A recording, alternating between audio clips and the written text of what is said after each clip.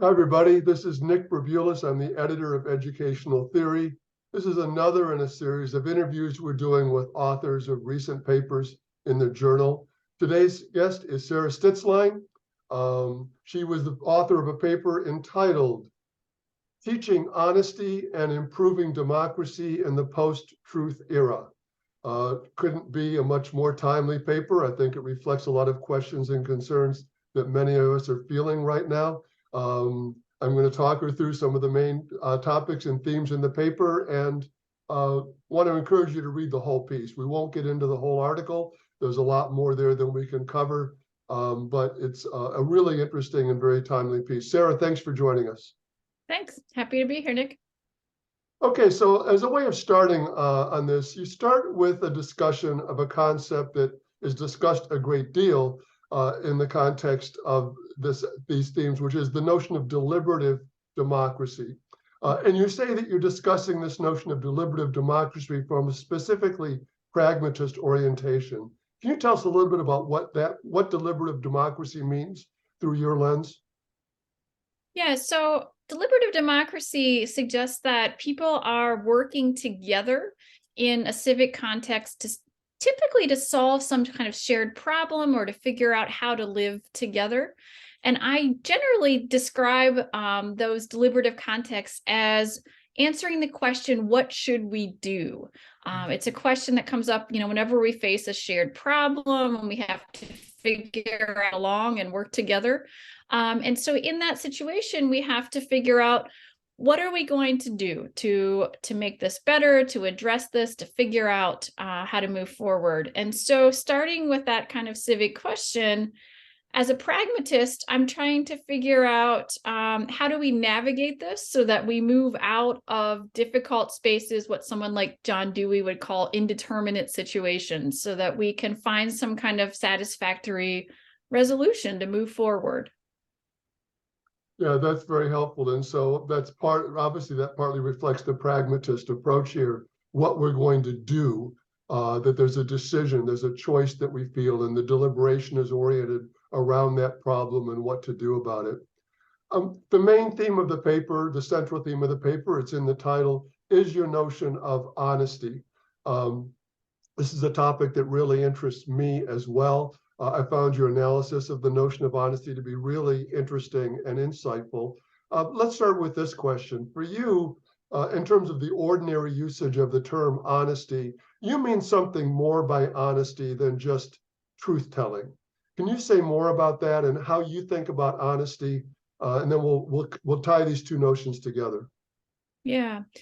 So honesty has some kind of key components that we see across a lot of philosophical accounts of it. It's about truth-telling and truth-seeking, but it also means being accurate, sincere, forthright, that we give a full account of something, that we are well-intended in the way that we use information and the propositions or ideas that we put forward. But I want to suggest that honesty, we often think of as sort of like a virtue or even a duty. It's something you do to be a good person. And we chide people for being dishonest. We do a lot of finger pointing at those we call liars. But what I'm trying to suggest is we move away from just seeing honesty in these kind of moralistic terms and looking at more how it functions civically, how it impacts our ability to solve that civic question, what should we do? So I'm seeking honesty as a habit, a proclivity or disposition that brings us to the table when figuring out how to deliberate together, so that it pushes us to seek a fuller account, a more accurate picture, to be well-intended toward those that we're interacting with, to be just toward them in our relations, and then that way develop better trust networks, because a lot of what matters when it comes to honesty is who we trust in the information that they share.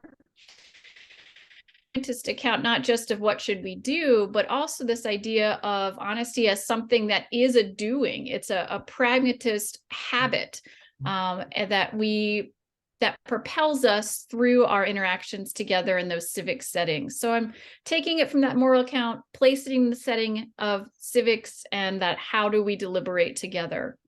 Yeah, so that's great. So one of the things here now is to tie this notion of honesty into this idea of deliberative democracy. And you do this in part by invoking this classic sort of Deweyan term, inquiry.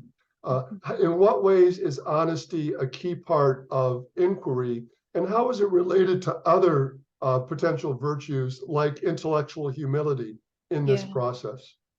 Yeah, that's a good question. So for Dewey, inquiry starts whenever we're stuck, when we can't figure out how to move forward, those indeterminate situations I mentioned a moment ago.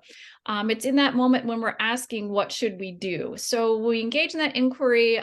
It's a very scientific or empirical endeavor, and so far as we have to figure out the world around us, we have to investigate, make sure we understand the parameters of our environment, and we have to come to a conversation about what we want and desire. So it's not just like empirical truths, but also it's a conversation about values, about our wants and needs. And we exchange proposals or hypotheses of how we can make it better. And so in that conversation, that's where the honesty really comes to the fore, because we have to know that we can trust that the proposals being put forward are being done so in good faith, that they're accurate, that they're sincere and forthright.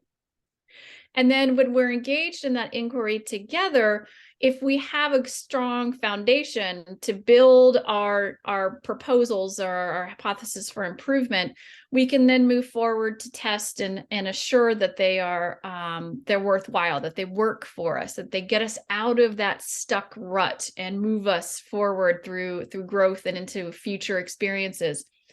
So I think, honesty matters a lot here, but also things like intellectual humility, admitting that we can be wrong. The same way we come to that question, what should we do? Maybe we should also be asking, where might I be wrong? How could I be misinterpreting something or being short-sighted? We also have to work against some problems with groupthink that we see in our political environment today that are exacerbated by hyperpolarization, feedback loops, and confirmation bias, where we're just looking to confirm beliefs we already hold.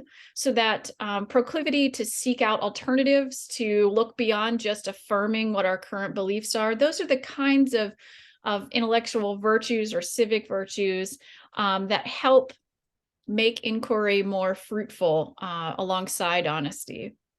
Yeah, so you've obviously already put your finger on some current trends, or at least an increased awareness in the current environment of influences or tendencies that undermine the processes of deliberative democracy in the way that you conceive them. And a lot of people now, maybe since 2016 in this country, are talking about the crisis of democracy, the rise of autocratic political leaders here and in other countries around the world, often elected through democratic processes, the attacks on democratic institutions, education, universities, science, an open press, but also the emergence of lying. Not only, it's not news that politicians sometimes lie or even often lie, but one thing that we've been seeing recently is sort of open, unapologetic lying. Yeah. I'm struck by an interview just a couple of days ago with this congressman from New York, George Santos, who falsified his entire CV and a lot of other things too. And in an interview said, yes, you're right, I'm a terrible liar, as if simply admitting it somehow forgave it. There's some kind of reverse cretins paradox here, I suppose, that the one true thing he says is that, yes, I'm a terrible liar.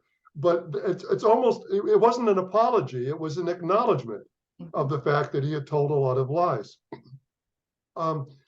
This obviously is a environment that is toxic to the habits of honesty and the other virtues of democratic deliberation that you recommend. How should we respond, and how should education specifically respond to this emerging crisis? Yeah.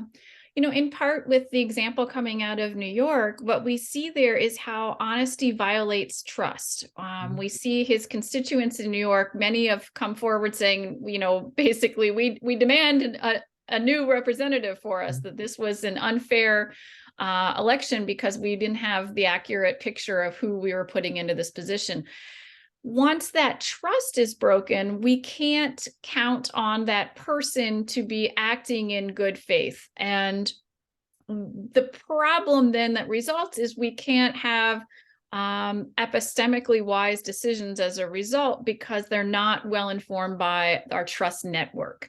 So part of what I'm kind of calling for is that we actually use these examples, like coming out of New York, to demonstrate what's at risk for democracy when liars find themselves in these kinds of powerful positions. How we can use this in the classroom to say, what happens when the folks who are in those decision-making bodies, who are asking what should we do, are no longer worthy of our trust, and what's at risk for our citizenry as a result.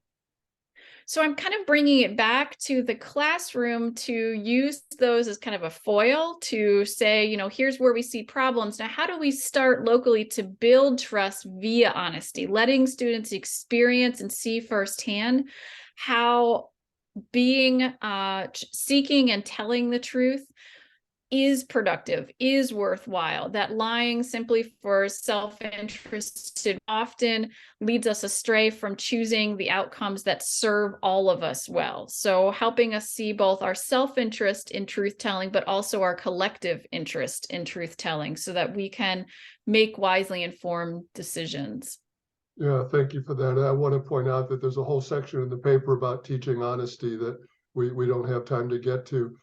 There's a link to the paper here with the video. It's really an outstanding article, Sarah. I really enjoyed reading it. And there's a lot more there than we could get to in this short conversation. But thank you for spending the time talking with me today. Happy to be here. Thanks, Nick. Take care.